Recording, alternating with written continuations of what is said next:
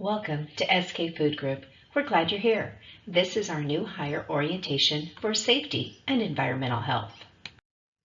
We are committed to our associates in many ways, and part of that is providing a safe and healthy work environment.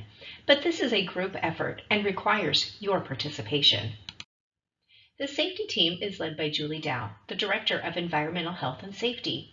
In addition, each site has a dedicated safety person to help lead that site in safety. If you have any safety-related questions, you are welcome to reach out to your site safety person. Our safety vision is for zero accidents. This is our vision statement. SK Food Group is uncompromising in our quest for zero accidents, believing all accidents are preventable. This is built on a foundation of a safe, clean, and orderly workplace. SK Food Group is committed to a safe and healthy workplace. Safety is everyone's responsibility. It is the responsibility of leadership to enforce rules, policies, and programs. It is the responsibility of every associate, no matter the status or position, to follow safety rules, policies, and programs. We all impact each other in safety, which means that everyone's responsibility to safety is important to bring a productive and successful associate and product. Within our Columbus facility, there is a shellfish allergen production area. This area is clearly marked with shellfish allergen warnings when in use. If you have a shellfish allergen, please contact HR immediately and complete the form 0268-FR, the individual plan and emergency procedures for anaphylactic allergy as needed. Our expectations are high when it comes to safety. We expect you to take safety seriously and follow all of our policies, programs, rules, and regulations. SK Food Group, we try to promote a culture of inclusiveness and acceptance. SK Food Group facilities have over 30 different cultures. We embrace and encourage our employees' differences in age, color, disability, ethnicity, family or marital status, gender identity or expression, language, national origin, physical and mental ability, political affiliation, race, religion, sexual orientation, socioeconomical status, veteran status, and other characteristics that make our employees unique. Due to our commitment to diversity, equity, and inclusion, we expect our associates to treat each other with dignity and respect at all times. All associates are expected to use behaviors that will reflect inclusion during work, at work functions, or off of the work site, and at all other company-related and company-sponsored events. All associates are also required to attend and complete our annual diversity awareness training. It is a job requirement to work safely for yourself and those around you. You are required to follow company rules and guidelines based on all types of trainings. Those who do not are subject to disciplinary action. If you believe you have a work-related injury, you must report it when it occurs. Work injuries can be reported directly to the supervisor, HR, or your site safety person so that a proper and full investigation can be completed. It is also expected that if you suspect something may be hazardous, you will report it to your supervisor or site safety person immediately. All associates are expected to conduct themselves professionally and behave in a manner that is conducive to the efficient operation of the company. Conduct that interferes with efficient operation, brings discredit to the company, or is offensive will not be tolerated. The Associate Handbook in Section 8 can provide you with a full list of examples of behaviors that are not permitted. Finally, if you do not understand this training, instructions, or policies and procedures, it is your responsibility to ask for clarification. We will be covering a lot of information in this training. If you have any questions or concerns about the information we cover, please feel free to reach out to your supervisor or the site safety person. It is our policy to provide a safe and healthy place of employment for all of our associates. A vital part of any program is the associate participation and commitment to the company's safety program. In order to ensure compliance with established communicated safety procedures, associates who violate any of these safety procedures will be dealt with on a case-by-case basis in a firm, fair, and consistent manner with the supervisor, manager, and a member of the HR department. Verbal warning. As the first step in correcting unacceptable behavior, the supervisor or manager will review the pertinent incident and the facts surrounding with it to the associate. Written warning. If the unacceptable performance continues, the next step will be a written warning. Final warning. If the unacceptable performance continues, the next step will be the final warning. Termination. The associate may be terminated if he or she does not improve his or her performance within the 12 months or has violated another company policy or general plant floor violations. Some examples of safety violations are not limited to lockout-tagout violation, destruction of company property, tampering or operating equipment that you're not authorized to, possession of weapons on the company property, improper use of PPE or not following PPE requirements and/or safety rules and/or environmental compliance, or providing any false or misleading information. Everyone has a responsibility to work safely. The safety rules are a guide on the very basics of what we expect. Safety rules are established to protect all of our associates, visitors, and guests. Each site has a poster similar to the one you see on the screen. You are responsible for understanding and following these guidelines, and anyone found acting in an unsafe manner is held accountable. There are 9 established safety rules that we'll cover in the next few slides. Number 1, fooling around can be described as jumping on pallets, throwing food, running behind a cart and sliding, riding on a pallet jack. If you participate in any behavior as these, you are putting yourself at risk as well as those around you. We do not allow running anywhere in the facility. You must walk in a pace that is suitable for the environment you are working in. Number 2, shortcuts often mean a process is not being followed. This can create a safety hazard. Safety features and lockout devices are in place for your safety. Do not tamper with or attempt to remove safety devices such as machine guards or lockout-tagout devices. Number 3, all new hires, temporary associates, and job transfers must be trained on the required PPE for each area they will be assigned. If you have any questions on PPE or need replacement PPE, contact your supervisor. Number 4, pedestrians need to watch for forklift traffic and allow the forklift operator to let them know when it is safe to pass or to cross. Pedestrians do have the right of way, but that doesn't mean they have the right to be unsafe. Number 5, all equipment operators are required to follow the safety rules outlined in their extensive training. Remember, never walk in front of a forklift. Confirm eye contact with the forklift driver before proceeding. Never walk under any raised forks. Wait for the forklift operator or the driver's signal before proceeding. Watch for the blue lights on the floor. This means that a forklift is approaching. Number 6, personal behavior can create unsafe situations. We do not allow anyone to stand on, ride on, or walk under forklifts, elevators, or conveyors. Number 7, step stools and platforms are available and provided to you for safety.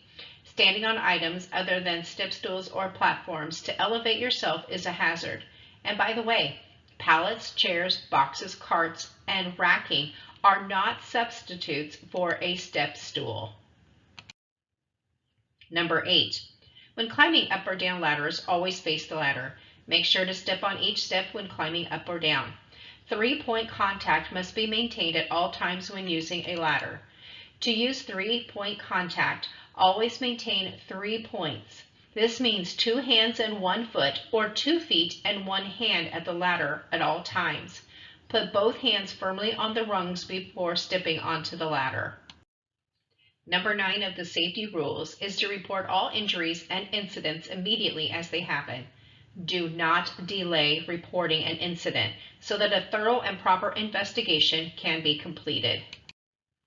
Please remember that no ceramics or glass can be on SK Food Group premises. This includes the break room.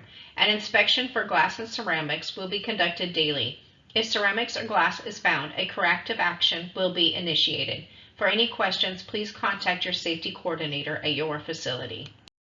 Keeping areas clean and orderly is an important part of safety. In this section, we will review how you can impact safety with proper housekeeping practices inside and outside of the facility.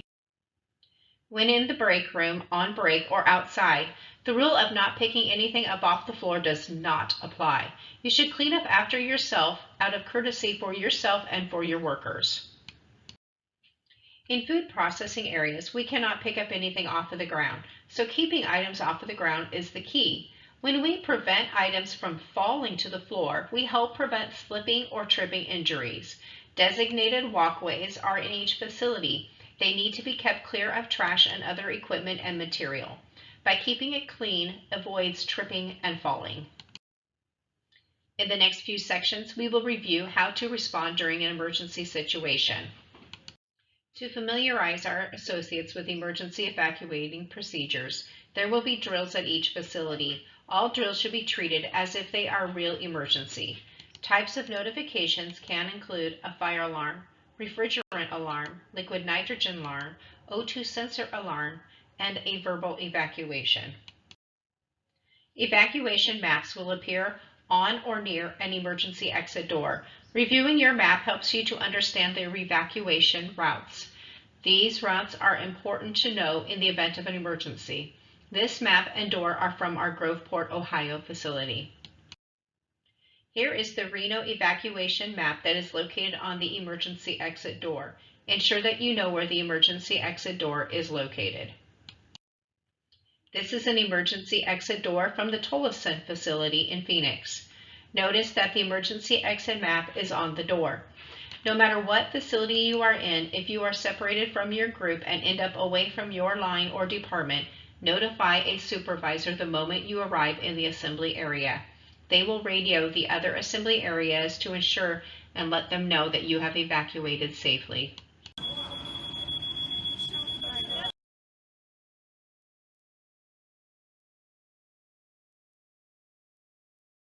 When the fire alarm goes off, you will see strobe lights and the alarm will sound. Stop what you are doing and go to the nearest exit. Do not collect personal items or make any detours before evacuating. This includes, but is not limited to, attempting to get a drink of water, getting your cell phone, using the restroom. Remain calm. If there is a line at the exit door, as long as it is safe to do so, move to the next exit door.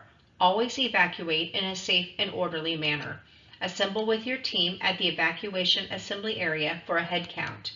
Do not re-enter the building until you are told that it is safe to do so. Emergency doors are marked as emergency exit only. Exit doors have an evacuation map either on the door or near it. It is important to review your map. There are exit signs and doors marked with illuminated exit signs. These will lead you outside.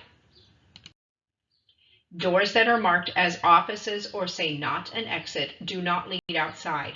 Do not attempt to evacuate through a non-exit door. You could potentially become trapped. Fire extinguishers are visually inspected monthly to ensure that no damage has occurred to the equipment and that it is still present in its designated location.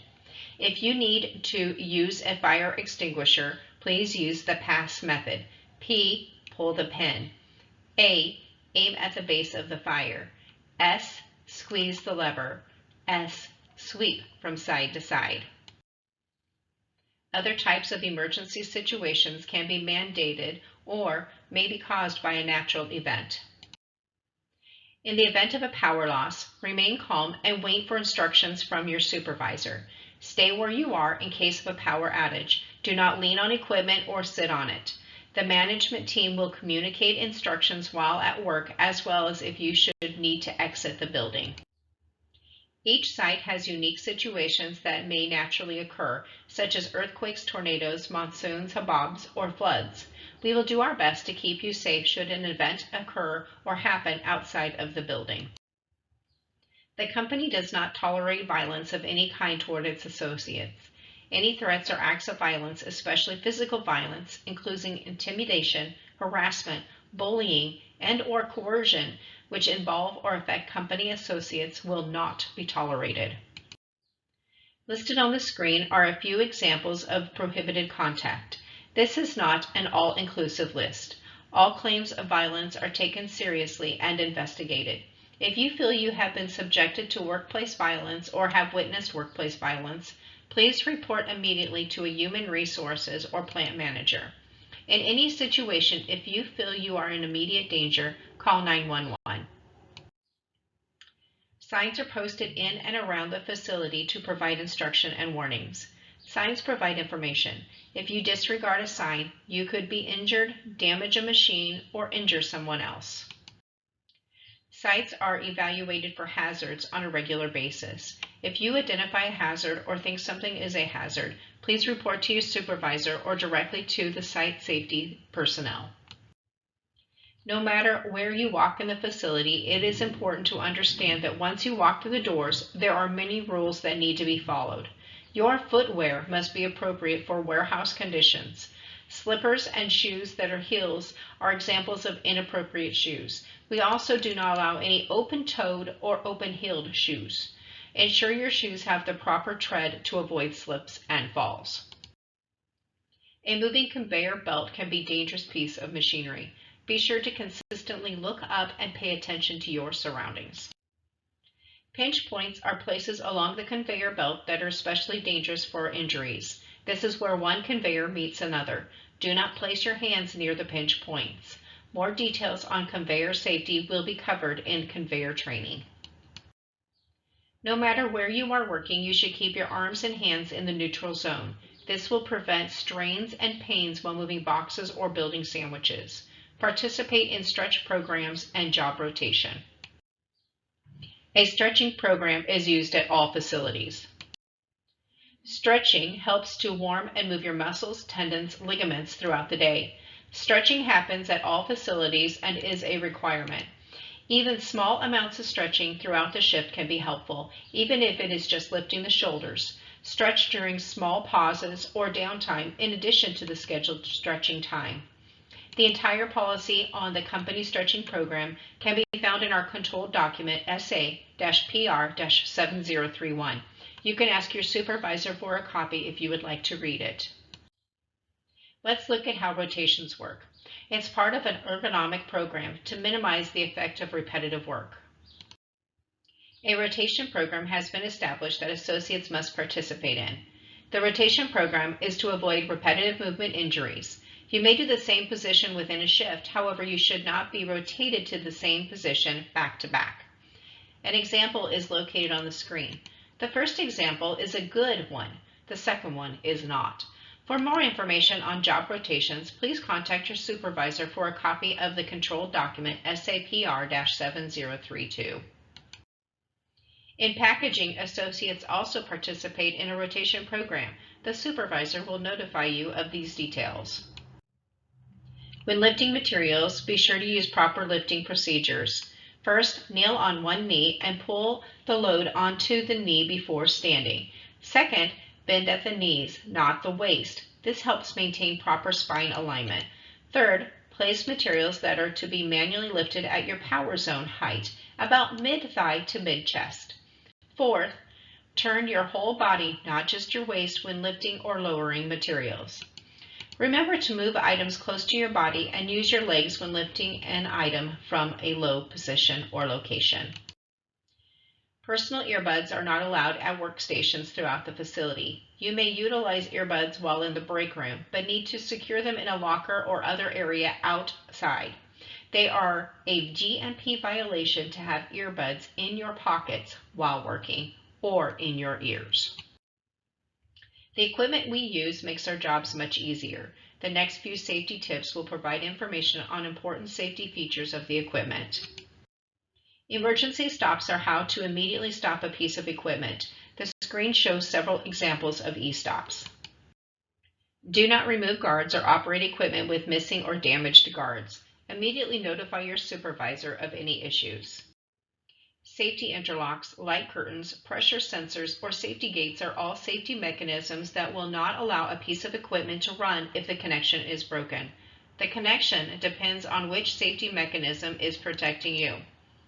Do not bypass safety mechanisms for any reason. During this, you could cause a severe injury and possibly a fatality. Servicing or maintaining of equipment must be compliant with our lockout-tagout process and can only be done by authorized associates. Lockout-tagout is only used by trained associates. You should not attempt to remove the lockout-tagout or to try to operate a machine in lockout-tagout status.